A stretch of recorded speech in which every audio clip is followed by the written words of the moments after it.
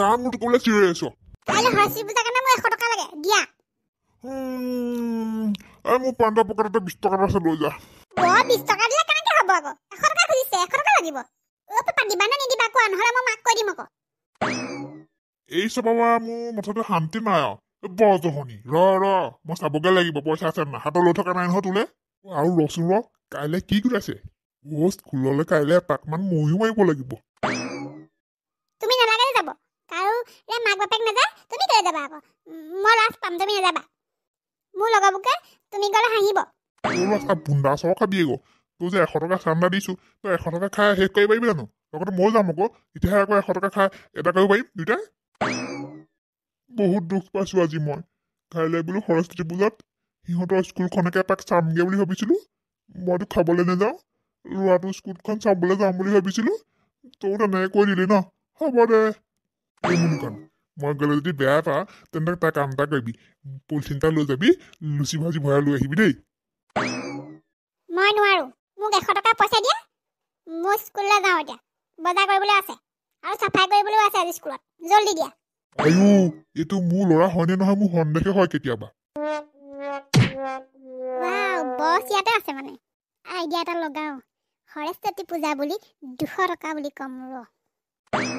এনে 10 টকা এটা খুজিলেও নিদিয়ে আজি বাপেকে 200 টকা বুলি কম দিয়ে নে নিদিয়ে চাম নহয় নিদিলে হ'ব নেকি কিবা সৰস্বতী পূজা ফিজ বুলি ক'লে এনেও দিব চাগে পাপা কি হ'ল ৰাউচি জুৰি আহিছে যে এনি টাইম মানে মুডতে থাকে কি হ'ল ভেবা লাগি চাই আছ পাপা কাইলৈ সৰস্বতী পূজা নহয় 200 টকা খুজিছে সৰস্বতী পূজাৰ কাৰণে আন কিবা 50 টকাকে তুলিছে এইবাৰ 200 টকা হ'লগে যে আগৰ দিন হৈ থকা নাই নহয় কিবা এতিয়া বস্তু কিমান দাম বাঢ়িছে হ'লেও তোক বিশ্বাস কৰিব নোৱাৰি তহঁতৰ হেড ছাৰ সুধি ল'ব লাগিব মই তেতিয়াহে তোক 200 টকা দিম ছাৰক সুধিলে 200 টকাটো ওলাই পৰিব কি হ'ব এতিয়া মই ছাৰক সুধিম বাৰু ফোন কৰি নহয় মানে দেউতা যোনবোকে পাৰে 200 টকা দিবলৈ কৈছে যেনিবা নোৱাৰিলে 100 টকা দিবলৈকে কৈছে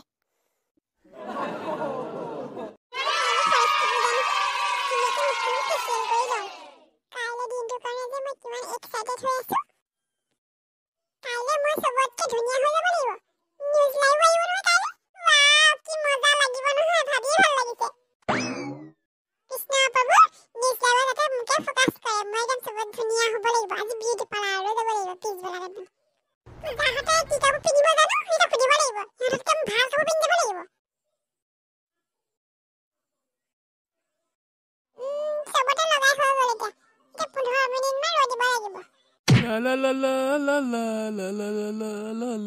la la la la la la la আয়ো বটি মৰিল এজনী ভূত মুখত এসোপা কি হানি থৈছা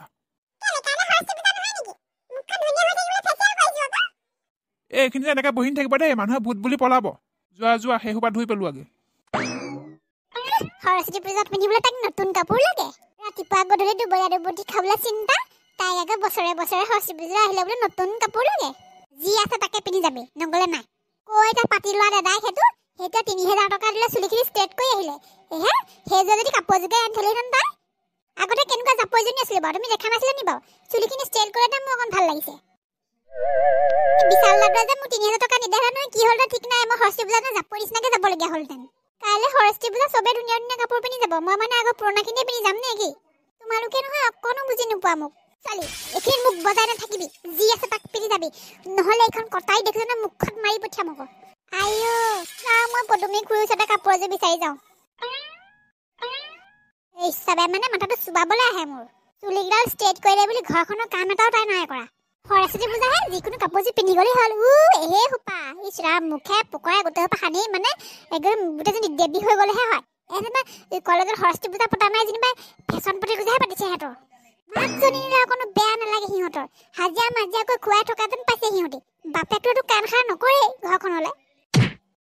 এই মুনুকণটো যে ঘৰৰ ভিতৰৰ পৰা যে ওলাবই নোৱাৰে এনে দেৰি হৈ স্কুললৈ দেৱী আনিবগৈ লাগে তাৰ মূৰটো কৰিছে জানো ভিতৰত সোমাই মুনুকণ তহঁতি আহিলে কাইলৈ সৰস্বতী পূজা এতিয়া তোৰ নিচিনাই ঘৰত সোমাই থাকিলে হ'ব পইচা লৈ এতিয়া বজাৰ কৰিবগৈ লাগে আকৌ দেৱী আনিবগৈ লাগে নহয় আমি নানিলে কোনে আনিব হয়তো বল মজা লাগিব দেৱী আনিবলৈ যাম এতিয়া তহঁতি পইচা কিমান আনিছ বৰ্তা 100 টকাকে তুলিছে আমি 100 টকা আনিছো তহঁতৰ বাপেৰহঁত ইমান কৃপণ নে লোৱাটো স্কুললৈ 500 টকা এটা দিব নোৱাৰে আমাৰ মুনুকণক সুধচোন আমাৰ মুনুকণৰ হাতত মই 500 টকা দি পঠিয়াইছো একদম তহঁতি উপভোগ কৰি খাবি কেহঁত থাকি কথা ক'বলৈ নাপালি আৰু 100 টকাটো দিবলৈকে টান 500 টকা দিছে ঐ মুনুকণ সঁচাকে নেকি বল বল দেৰি হৈছে বল মই নোৱাৰো দেই বিউটি পাৰ্লাৰলৈ যাব মই নোৱাৰো তুমি নিজে যোৱা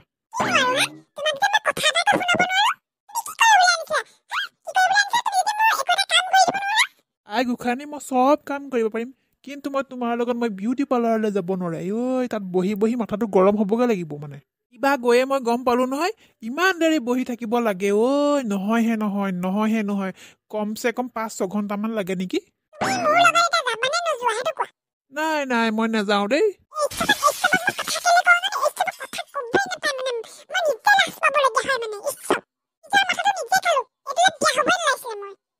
হেৰা ইমান ধুনীয়া হয়নো কি কৰিবা তুমি মোলৈ আহিলা আৰু বেলেগ ল'ৰা চাব নালাগে আকৌ কাইলৈ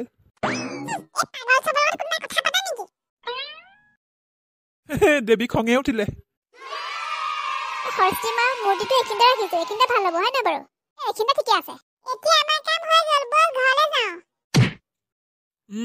ধুনীয়া হৈছে তহঁতৰ কাম হৈ গ'ল তহঁতি এতিয়া ঘৰলৈ যাব পাৰ আৰু শুন কাইলৈ গা পা ধুই ধুনীয়াকৈ আহিবিহঁত সোনকালে আহিবি ৰুটি বেলিব লাগিব কাইলৈ